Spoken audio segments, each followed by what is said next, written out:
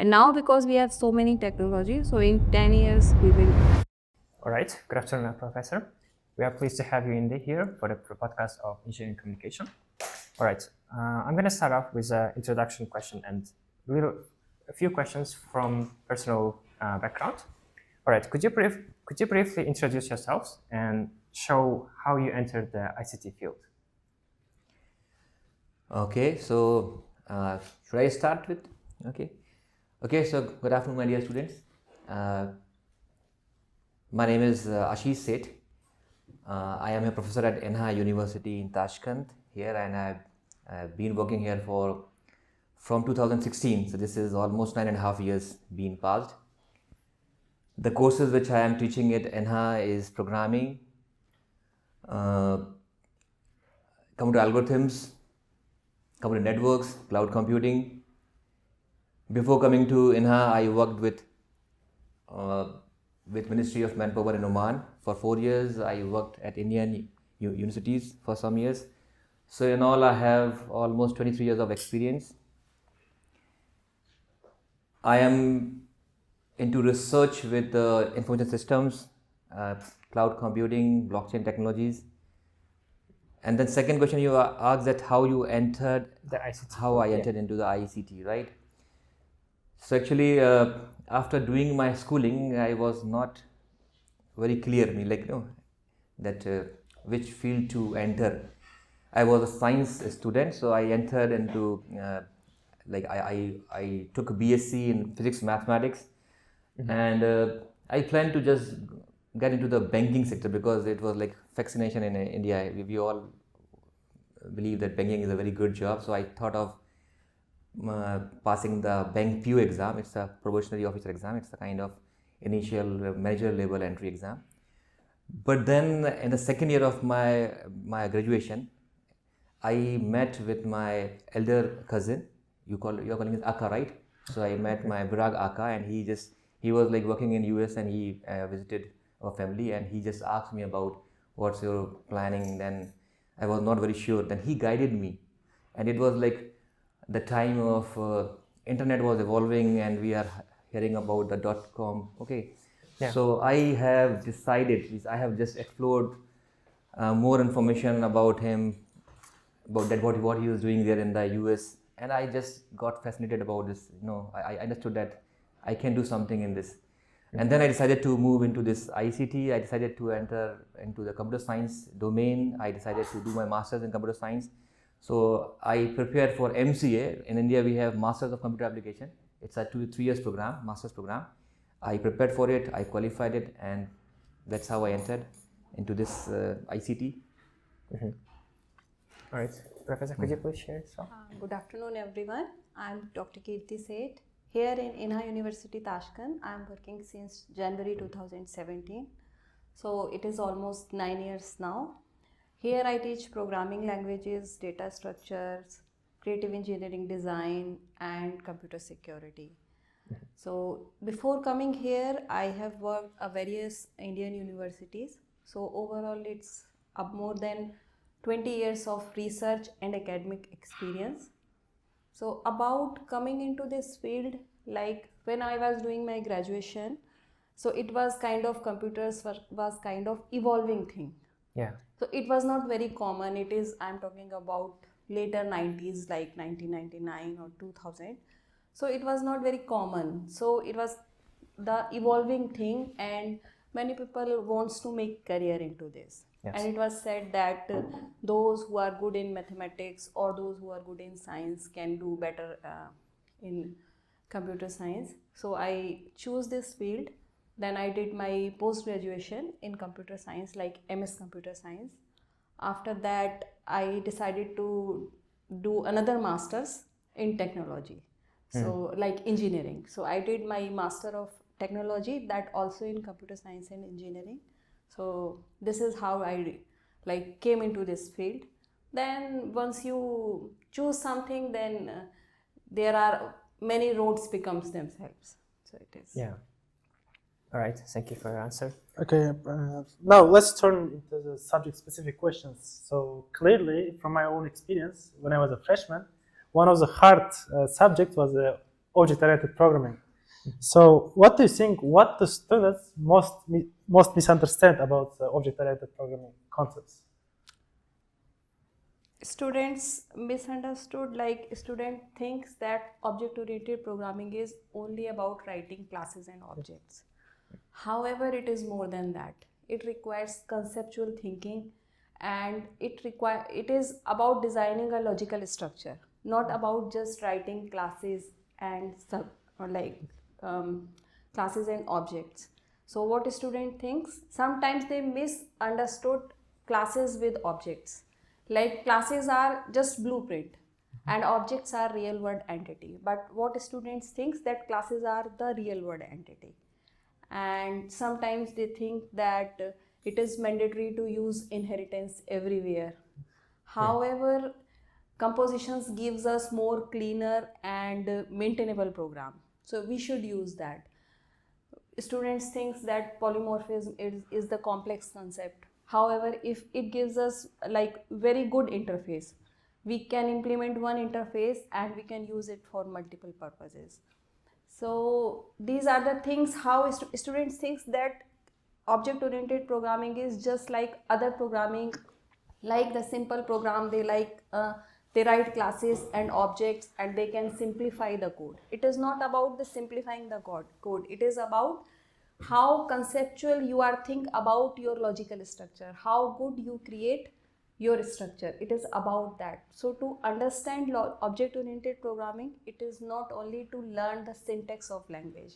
You should understand the concepts behind that. Then it will be clear to you. Yeah. Okay, so thank you. And my next question is related to data structure and compute algorithms, which is one of my favorite subjects, obviously. So why are the data structures and algorithms are so important for real-world development, software development? Okay, so actually, you are here means all the students who are doing computer science, they are here just not to write a program. They want to write an efficient program, right? Yes. So when you are saying that write an optimal program, the keyword is optimal, efficient. What does it mean? You are not here to just write a program that can perform any task.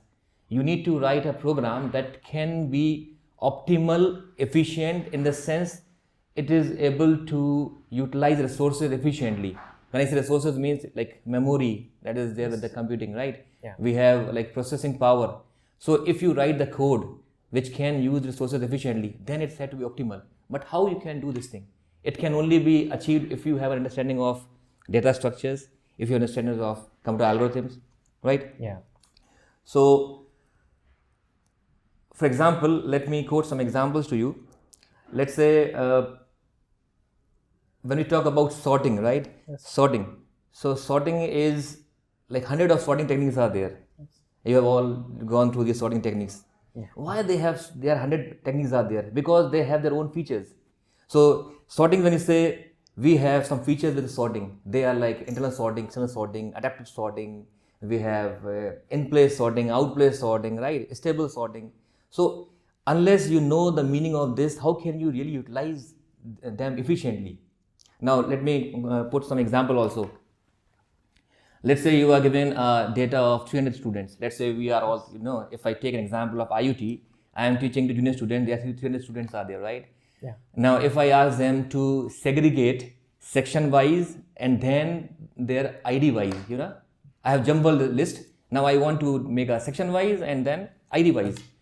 This is a clear requirement of stable sorting. So unless you know what is stable sorting, how can you choose a correct algorithm?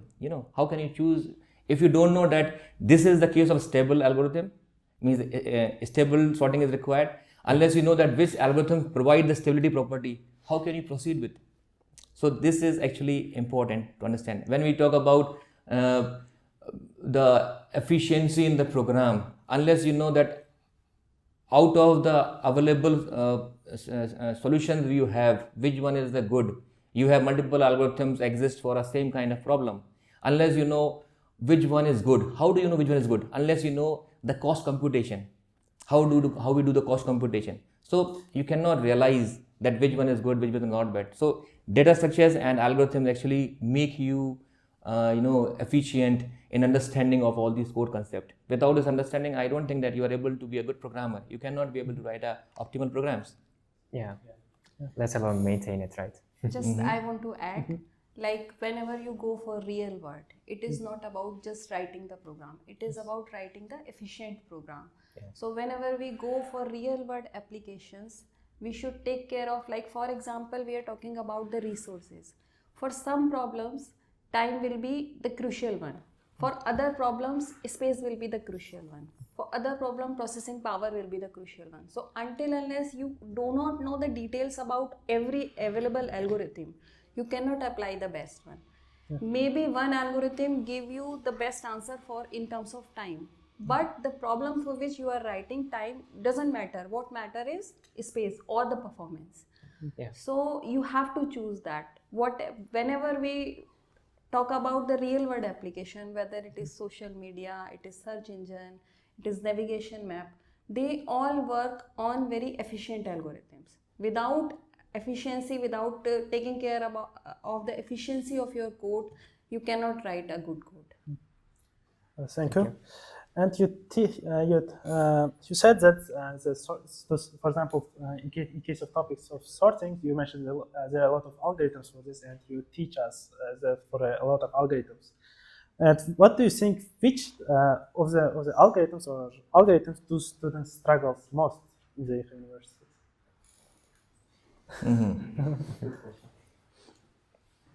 Actually, when you say, okay, I will take this question in the other way, like when you say struggle, why the student is struggling with the question? Because they are finding it difficult. What is the meaning of difficulty? So let's say, if you know the thing, it becomes easy. If you don't know the thing, it's difficult. So when I give the exam paper to the students, I used to meet the student and I say, how was the exam of my subject? Some students say, oh, professor, I'm very happy, it's very easy. And from the same batch, other may be saying difficult. That means if you know the thing, it's easy. If you don't know the thing, it's difficult. So when you say struggling means because they are not getting the concept clear. So let me put like this. In data structure course, they were taught to learn different tree structures and also do perform operations, right? So let me take example of deletion operation, right? So when they study tree, they were taught deletion, and somehow students are not focused. They may be somehow mug up and just pass the course. But see, the story is not over. When they move to the next course, and when they study about AVL trees, then they need a deletion. When they are doing RV trees, when they are doing kind of augmentation, split trees. See, if you are not clear about the basic concept, you will be like struggling. Yeah. So struggling means actually you are not focusing on the base things, core concept. So the here is you have to focus. I mean the student has to focus on the learning the core concept. Then only things will be enjoyable. Otherwise, student will always struggling. Yeah, I agree. You got the answer? Yes, I agree. And my next question is, can you give some, or might be from your experience or you heard from somewhere, that for example, choosing the wrong data structure or algorithm creates major problems in real world? Mm-hmm. Yes, there are. Choosing the correct data structure is very, very important to get the application making efficient and optimal. There are many classic examples of there. If you take example of you Amazon shopping, So initially when you do online shopping, you have to select an item and then you have to put it in the cart, right? Yes. So initially when this application was developed, they have just used a fixed size array, and they have not realized that this is going to be massive application, and this was a wrong choice of data structure. So what they have realized that after some time they are losing the customer orders. They have realized this kind of problem and they have updated their code with the dynamic hash table kind of structure. Okay, the same story happens with YouTube also. So if they are not getting the select or not going to opt the correct data structures, definitely the problem will be going to happen. Let me also put very simple example to make it like more clear that the wrong choice of data structure will give you in trouble. So for example, let's say you have you are working in an application where you have a whole lot of data, and application needs that you have to insert the data at the center always, right? If you are nowhere aware about the importance of the different data structures and how it works, you can just randomly choose maybe array, and you say, okay, I choose array and I'll get my work done. But if you talk about the efficiency, it will be big O of n. Yeah. You may have choice of linked list. Linked list is also not very effective for this requirement. You might have chosen the order static tree. But the correct data structure for this kind of requirement must be doubly linked list, which is big O of 1. So it matters. The wrong choice of data structures in your program implementation will affect the performance. It may sometimes put you in trouble also. Yeah. Yeah, I agree.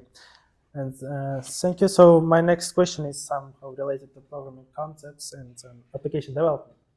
So what's the biggest misconception beginner programmers have when they first try to learn code? When they first try to learn the code, Yes, without any background. everyone wants to be a programmer just in 1 month. Yes. This is the biggest misconception. What students try to do, they try to jump upon the tools, jump upon the codes. They do not want to understand the concept. Until unless they do not understand the concept, they cannot write. They cannot write the good programs. Maybe they learn some syntax, some lines of code from somewhere, they practice that code. But that code is not the whole world. The real life applications are different. Until unless you do not understand the concepts, you cannot move for the real world. Nobody is in the real world is going to ask you to write a 4-line of code for finding factorial of a number, for finding x to the power y. But why these things why as a professor we teach you? So that you can understand the concept, that how the small things are working. When you learn this, then you can move towards data structure and algorithm. But many times I see when a student comes in the first semester, they directly jump. They want to jump not only to the DS or algorithm, they want to jump to AI. They want to jump to machine learning. They don't like, you should start from the scratch and just step by step you should go. Then you can learn it. And also I want to add one more point here. I also experienced that sometimes the students think that they can learn the language by just mugging up the logic. It will never work. So they know how to find factorial of a number, but they don't know the logic behind it. They just mug up the things. And sometimes they just read the code. So I want to tell the student that please don't read, just practice it. Reading the programs, just going through the logic will not help. You have to experience it by writing yourself, running it, feeling the errors, what kind of errors are actually coming out, and then debugging it, fixing the errors will only help you to understand in a better way. This actually raises another question. Like, there is a common belief that being able to write, let's say, a pseudocode of a problem is actually better than being able to write a specific code in the specific language. Let's say, I know the logic and I can use someone else's help or AI to implement it for me for the specific language. Do you think it's a good idea? Definitely. If you see, I think for a good programmer, you must be a good logic builder, right? Yeah. You must have good logic. Now, what is the problem here is, if you are a senior student, right, means already you have gone through the programming fundamental, you don't need to learn the syntax, okay? If you are able to develop a pseudocode of any problem, that is sufficient, because nowadays the language that you work on is actually having the intelligence are there. For example, let's say I want to write a program to add 2 numbers. I will simply say variable num, and I say input, enter number 1. It will suggest num2, and automatically the second statement will come, and I say sum. It will say entire. Have you observed this? Yeah. So that means you don't need to care about the syntax. You need to care about the logic. And if you are able to build a logic, that means you are already developed that competency. of doing all the programming. Syntax is because syntax is actually language based. Languages keep on changing day by day. Maybe you are good in C++. After some time you may be doing in Python, and then after some time you're doing other language. So language are for a very short time period. So syntax is keep on changing, but if you know the logic, if you know how to write the pseudocode of anything, that is sufficient. You will survive. You will enjoy your life. We most likely do. All right, so let's talk about student growth, career, and education. Like from your experience, today's current freshmen are they different from the first initial batch from 2016 when you have enrolled? Yes. There is a big difference. Oh. You can it is the difference. I'm not saying it is positive or negative, but there is a big difference. Like in earlier days, when not here, anywhere, when freshmen are very focused in the classes. Okay, they learn very carefully. They sit quietly in the lectures because they know that they do not have other resources to learn. Yeah, correct. But nowadays, what students think that they will learn from other resources. They do not want to focus on their classes. But they do not know that, yes, you can pass in the examination by checking a 5 to 10 minutes lecture on the YouTube, but you can never learn the concept. Classes are if professors are taking classes, those classes are for the concepts, for learning the subject, for learning the course. Those classes are not just to pass the exam. What you are watching on YouTube or anywhere else, that is just to pass the exam. You can pass exam by looking there, but you cannot learn the concept. You cannot understand the course, what is going. This is the difference between the and when we gave assignments in earlier days to the students, they were very serious about their assignments. They start thinking from the day one. Now students think that I will go to the AI, I will check the answer, but he cannot imagine that it is so he is harming himself. Yes, exactly. It's not for the professor. If you are coming here, you are spending your 4 years here, you are spending some money, then you should learn. It is not about that paper, that diploma you will get at the end. Finally, whenever you will go somewhere, what means is your knowledge. Exactly. So this is the biggest difference which I observe in so many years. I also want to add here, because I am also experiencing the same thing as Dr. Kirti said. This is the first difference that comes into the observation, that earlier students were more focused because there are no other resources. Resources are books and professors, and they want to get as much as from the professor. So they are very attentive in the class. Now also students are coming in the class for attendance, right? So if you talk about participation, they are coming in the class, but they are not participating, they are not involved. The reason is, as he said, because now we have students are more exposed to the learning online resources. There is no problem. Actually, they can learn from anywhere. They can learn from YouTube. They can learn from. But what is the problem? I'll share the problem. The problem is what I have experienced. Now student becomes very impatient. Why? Because I find in the YouTube, if you want to learn something, they are giving you a summary of the topic. They will give you the higher level view, and that's a big problem. A student want to learn everything in 5 minutes, 10 minutes. If you look to the videos of MIT, even we have in India IIT lectures, NPT lectures. I also make lectures. But if the student is students are making a habit of just quickly learn the concept. So I'll also put one example here. Let's say a student want to learn tree traversal, right? Now, if you look to the YouTube videos, they will give you the trick how to do tree traversing. See, students, you are a programmer here. You are not here to solve the question as fast as possible. You are not sitting in a competition.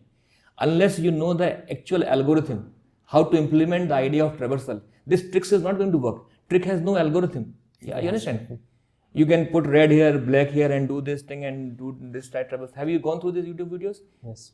So this will help you to just solve manually, but when it comes to implementation, unless you have the idea of the algorithm, unless you have gone thoroughly the topic, you will never feel comfortable in terms of implementation.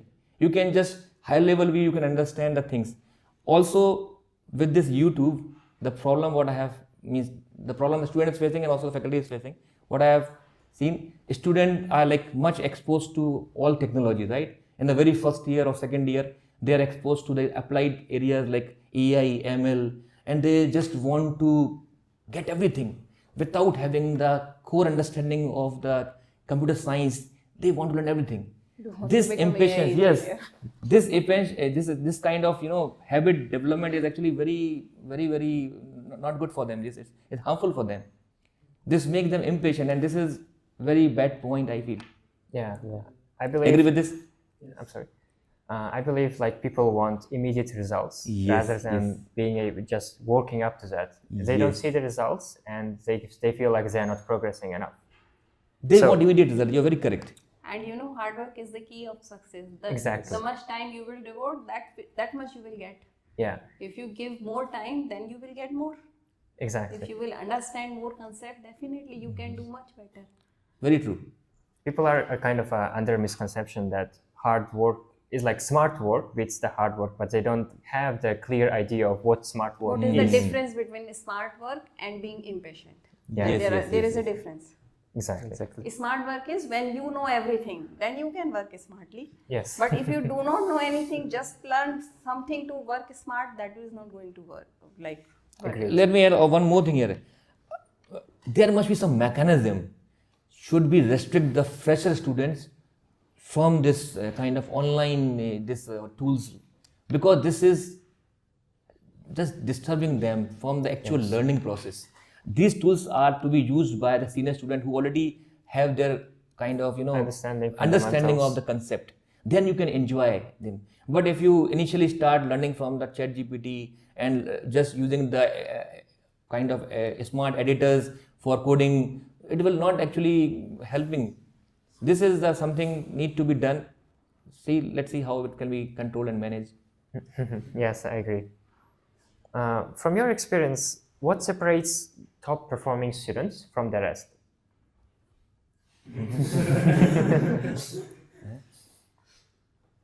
You can go in the same direction. Top performing students, hard works. They believe in doing themselves. Yeah. Okay, and they want to learn the concepts. They want to they have a good time management. How they can manage their times. How this time can be divided efficiently for everything. They do not want to jump. They want to do their assignments sincerely themselves. They don't jump for I am not saying that you cannot take help. Taking help and giving assignment to the ChatGPT is two different. Yeah. If you have done everything, for example, you want to understand something, you can go for the tools, but just importing everything to the AI and then finding out the answer is other thing. So top performing students always work hard. They learn concept. They do not run towards the problem solving. They learn concept. Once you will learn concept, problem solving is nothing. Yeah. You can solve it. So this is the basic difference between top performing students and others. Yeah. So here actually Dr. Kirti used one word, hard work. I want to, I think hard work is the key for success, but hard work has a different meaning, So hard working does not lead to success. It means maybe the student who is doing a lot of hard work and learning so many things without focusing on the actual thing, he is also doing hard work. But hard work should be in the proper direction. So the one who is actually the top performers, they are very consistent in their effort. They are very focused in the learning, and their hard work is actually having meaning. So just a student is doing hard work may not guarantee to lead the success, because maybe the hard work is not at the correct direction. You understand? Yeah. So I see students, they are from very first year, they are very much high with the technology. What are you doing? When I say, how is life going? I am learning AI and ML. You don't know what is data structure, how you are learning AI and ML. See, this is the thing. Some says, Professor, I am AI engineer. From the freshman year, some students come and say, Yeah. I am AI engineer. Yeah, you cannot write a program to sum two numbers and you are an AI engineer. Amazing. All right. You mentioned that learning the core concepts and fundamentals are best way to develop our problem solving. So, is there any other comments or other additional methods students should use to improve their problem solving and especially debugging skills? Because for instance, when I'm stuck in a problem and let's say my code is not running, I immediately go for AI to help because I don't get the idea of what is the error, and sometimes the message I get is internal memory reference is wrong, and it gets me mad. I get mad because I don't get the idea of what is the error, like internal memory reference error 500. I think that's the hardest, I guess. So see, actually, again, you are in the trap of getting the immediate solution for your problem. See, you have to be patient. See, I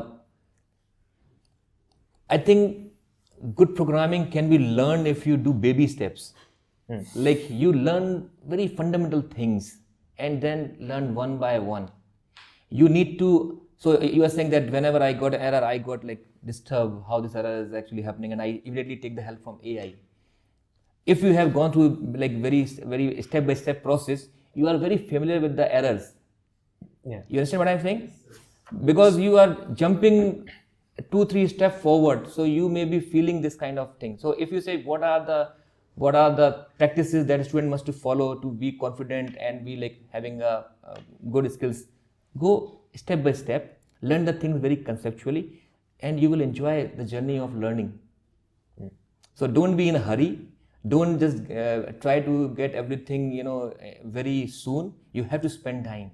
And believe me, when you spend time in learning the concept, you will enjoy. Let me quote one example of ours. Whatever we have learned in our now we are you are very junior to us, right? Yes. Yeah. Whatever we have learned in our time, almost everything is obsolete, right? We have learned the programming languages, the framework, whatever we have learned is nowhere here, but still we are surviving because we have a very good concept. The core things will never change. Language will change, framework will change, technology will change, but the core thing will always existing. So the focus is just focus on the key things, understand the things, spend some time on learning, and you will enjoy. Thank you. This specific question that I'm about to ask is actually from the group mates. The question is, should I go for the master's degree? What are the advantages and disadvantages of pursuing a master's degree instead of immediately applying for a job? I don't think that learning will ever give you any kind of disadvantage, but it is very personal choice. Like some of you may want to go for the job. It is also good to going for the job. What you can do the job for 2 to 3 years, learn something from practical life, and then you can go for masters.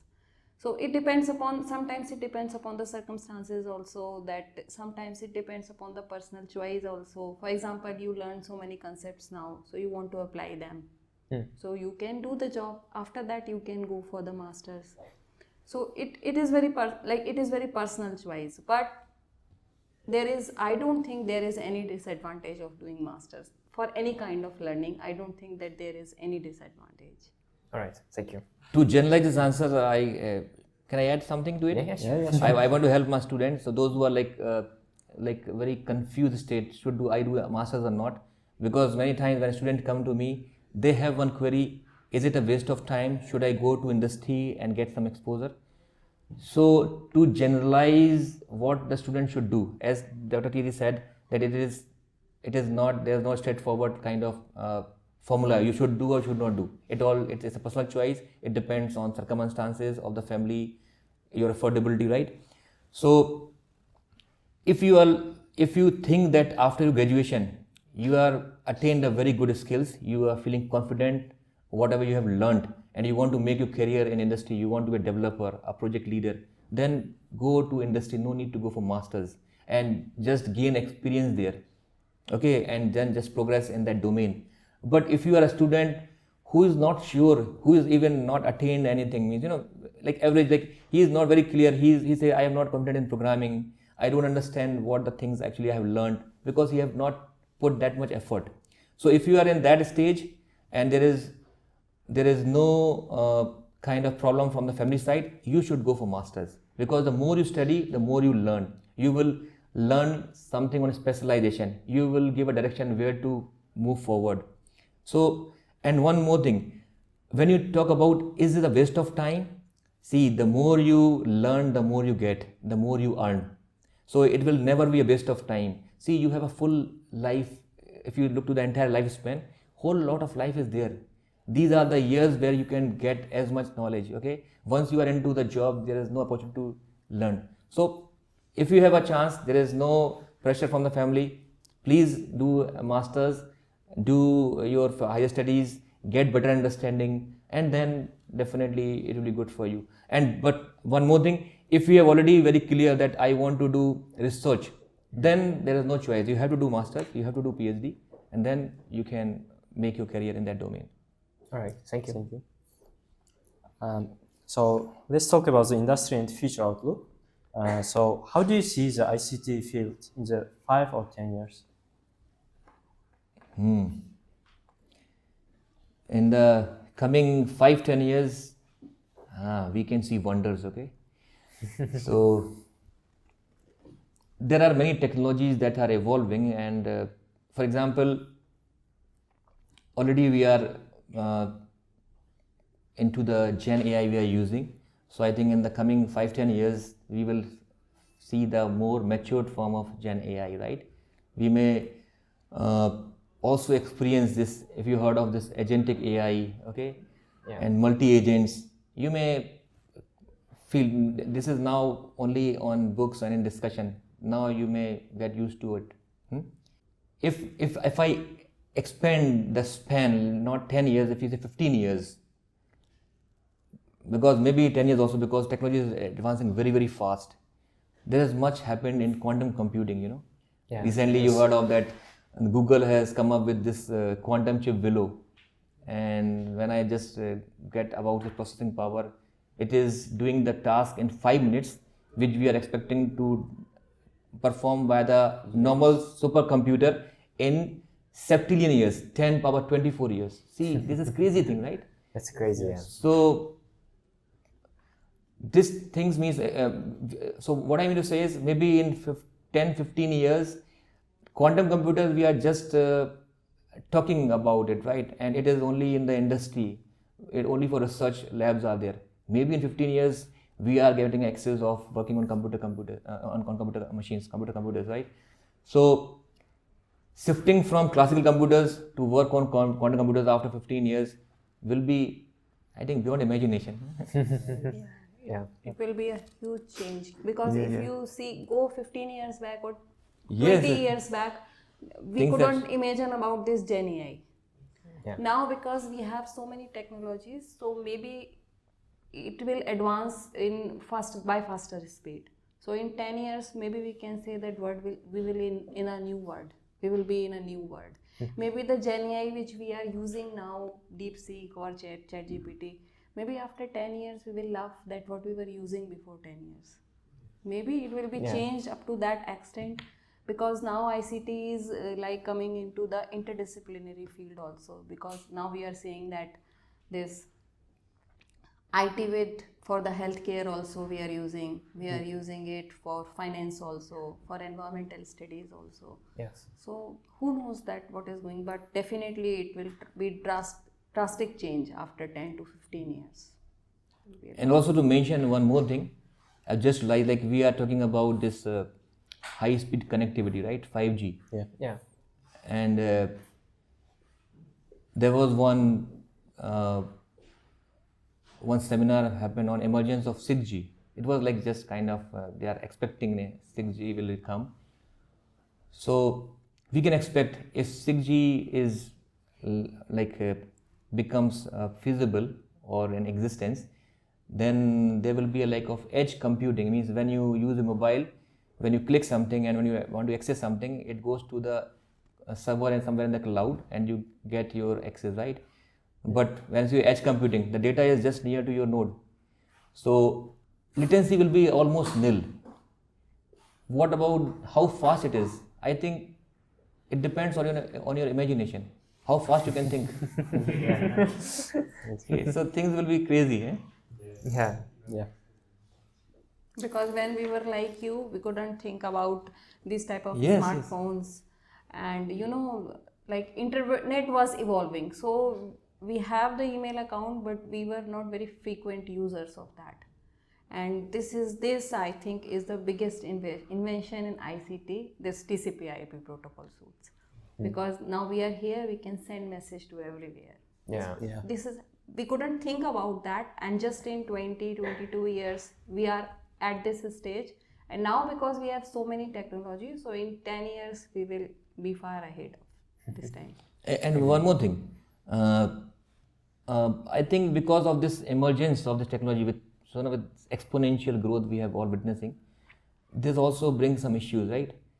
So I think in the coming years we can expect about something to be done in a very concrete form in the AI governance. Like we are using this GenAI, and you are like aware of the kind of cases that are coming to us, like of deepfake and then issues of theft of this patenting ideas. So people are just using the ideas of others and getting it used without their permission. Yes. So I think in the coming years we can have a concrete AI governance. We have some framework that guide us what to use, what not to use, what are the compliances to follow. Like in the let me also mention that like in the European Union, they have the EU AI Act. They have just gone through like how the technology is like impacting directly to human, what is then impacting indirectly, and they have just make their laws.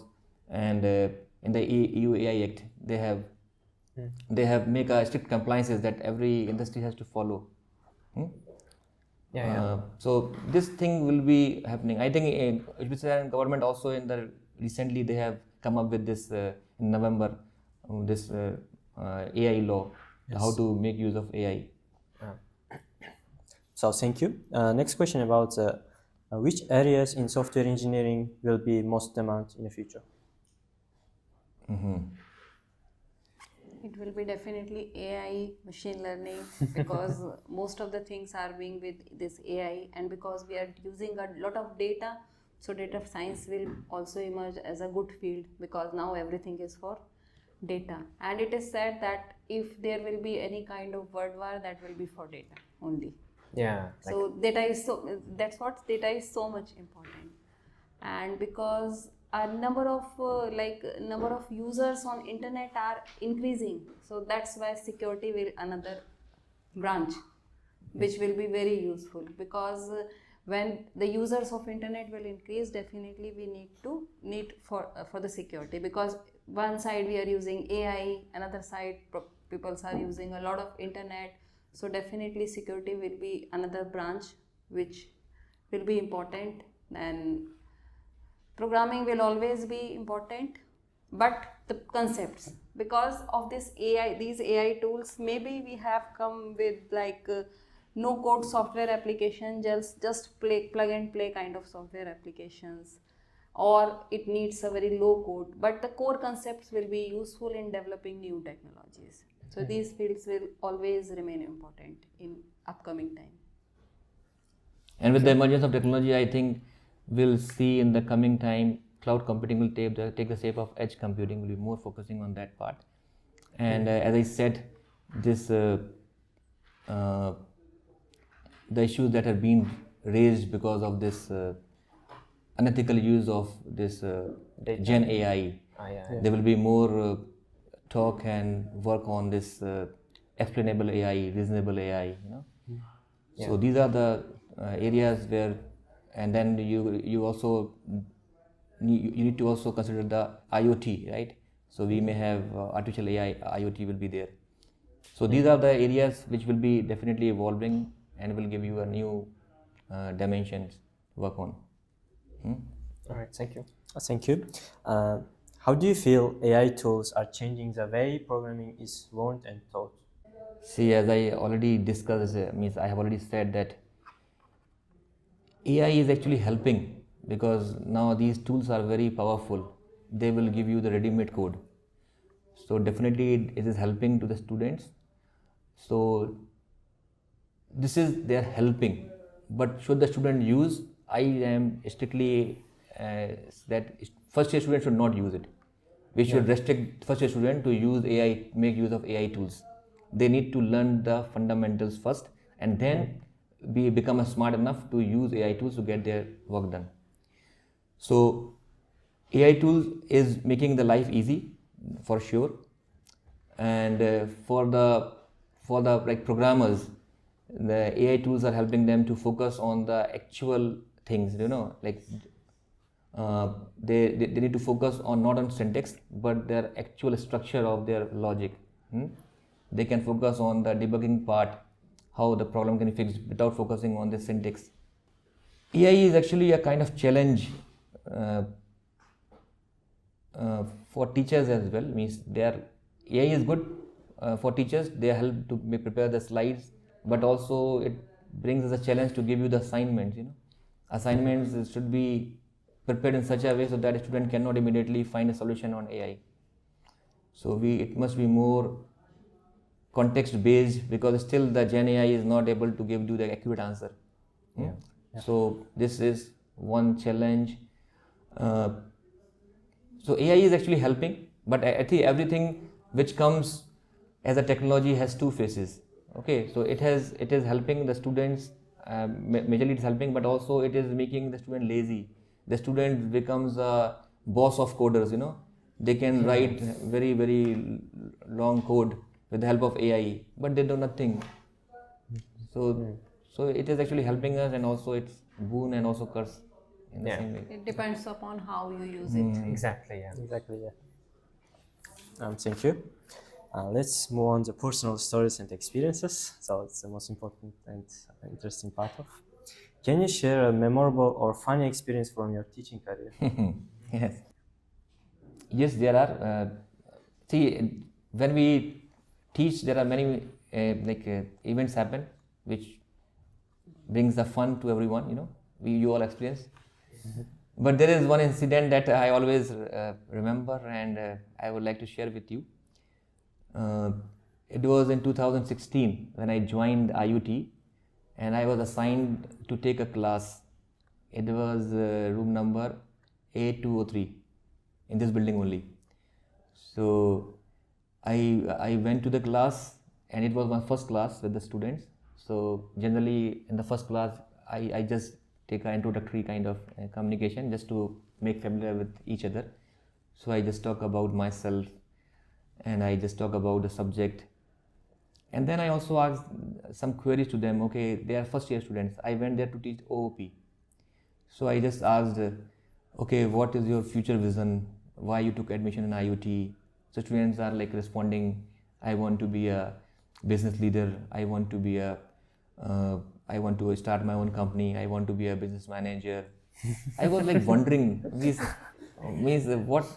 what they have the plan, but it was like going, and we are just talking to each other, because I was expecting that they may say I want to become a developer or IT lead or project lead. Okay, so the class was going, and after 15 minutes, one other professor entered to my room, and I was like asking, okay, what do you want? You need something?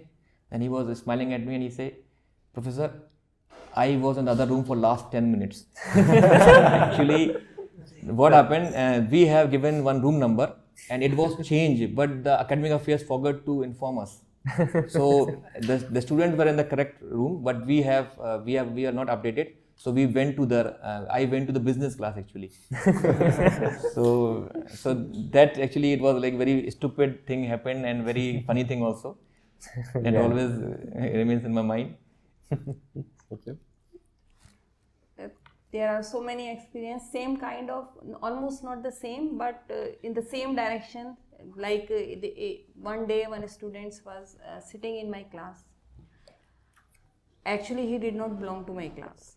He was from like business or from some other area, but he was sitting there, and I don't know how, but he couldn't recognize that I am not his professor. I was teaching, keep on teaching, and he was just sitting in the first row. When I asked him question for in the beginning 2-3 minutes, he tried to answer. Maybe he was shy. He tried to answer my question. Then I look at him. I said that I have never seen you in my class. Then he said, Professor, sorry, I do not belong to this course. but he tried his best to answer the question also. These things are happening, Thank you. What was the biggest challenge you faced in your ICT journey, and how did you overcome it?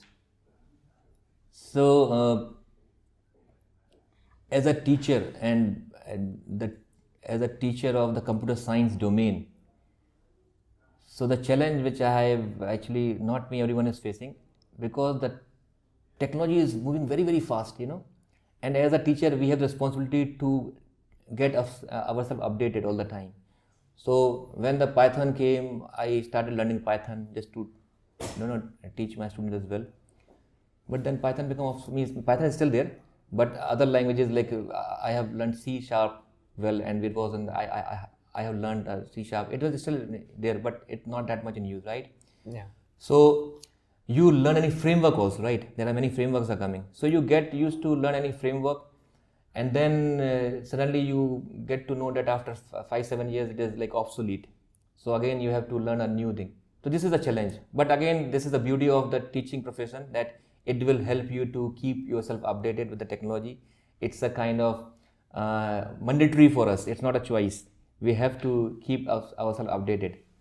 So this is, I think, a major challenge for us to survive in this domain. Same thing. We have to keep updated. But at the same time, it gives us a chance to grow, to learn something new. So it's not the challenge, but yes, we have to keep updated. We have to do a lot of work for being updated with the latest technologies. All right, thank you. Thank you. Thank you, Professor. And I have one question also. So, for 10 years, INHA University in Tashkent is a core of source of biggest engineers. Like most of the students got accepted to Google and big companies. So, what do you think in the future, in 5 or 10 years, INHA University will also explore this? The graduates of INHA University will enter also in the upcoming futures, also in big companies. Yeah, so I think the students at INHA universities are the best students. I believe the admission process at INHA is very transparent, also very rigid. And to my understanding, we are getting the best student of Uzbekistan in IUT. And also, if you look to the professor fraternity, they are from the different part of the world. They are okay. So they are like expert in their domain. So what is the requirement for getting good job? You need a good culture, good guidance, and students are getting earlier also, now also. So definitely our students will flourish and they will be accepted everywhere, provided they are not deviated with this upcoming kind of online tool. And if they keep patience, if they focus on core concept, they will still be accepted everywhere. They will dominate, I think, I should say. Well, let's wrap up this podcast with one last question. What is one message you want all ICT students, you want to, for all the ICT students that are watching this podcast? Yes, so I think they understood with the entire communication, I am emphasizing on the concept building. So I advise all my dear students to please focus on concept building. Okay, don't be hurried to learn everything. Okay, be patient. You will, if you learn the concept, definitely you will enjoy your career. So there is no shortcut for learning. Okay, if you look for shortcuts, you will be getting confused only. Yeah. So the message to the students that please focus on the concept. Spend some time. Don't be very much hide with all the technology that is coming. You are be a part of this when you are into the profession, right? You need to be updated. You need to keep updated yourself, but not to become expert of everything. This is what I want to convey to our students, and also they have realized with this communication that we have in the postcard that just concept building is actually the main thing that they need to focus on. All right. And I also wish them a very good luck for all their upcoming career, the future. Thank you. Thank you.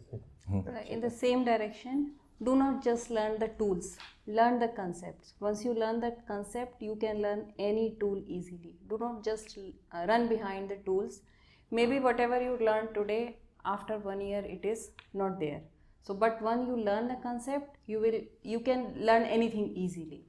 So do not lose your focus, just learn the concepts, do not run behind the jobs. Once you will do hard work, you will learn the concept, jobs will definitely run behind you. Yeah. Thank you. Thank you. Okay, thank you very much Thank you. for this Appreciate your opportunity time to and talk effort. with you Thank and to answer to your questions. Okay. Thank you for Thank you your very time. much.